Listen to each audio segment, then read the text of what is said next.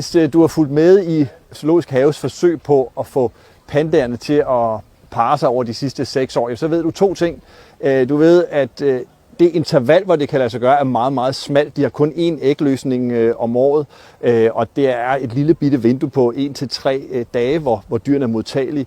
Du ved også, at det ikke er gået særlig godt med de 2 dyr her, for når den ene har vist tegn, så har den anden ikke været interesseret og omvendt, så der er ikke kommet nogen naturlig parring.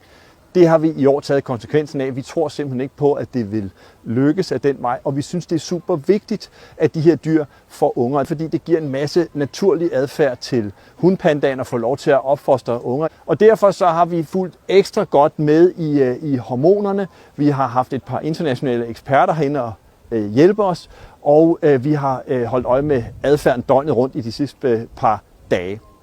Og i nat kl. 3, der bedøvede vi hannen og tog en sædprøve fra ham, undersøgte den under mikroskopet, og klokken 4, der bedøvede vi hunden, og lidt senere, så blev hun insemineret med den her sæd. Det er sådan en forholdsvis simpel manøvre, hvor man tager sæden, og så sprøjter den ind i livmoderhalsen, og så kan vi nu i og for sig bare sætte os tilbage og håbe på, at det her går godt. Er det så nogen garanti for, at vi får unger? Nej, det er det ikke, fordi vi ved fra studier fra Kina, at der er cirka 40% chance for, at det går godt. Men vi ved i hvert fald, at den chance er meget, meget større, end den har været de sidste par år, hvor der ikke er kommet noget ud af det. Så lige nu, der kan I sådan set bare være med sammen, også krydse fingrene og se, hvad der sker. Vi kan først hen i juli, måske endda først august måned, om det her har bragt noget med sig.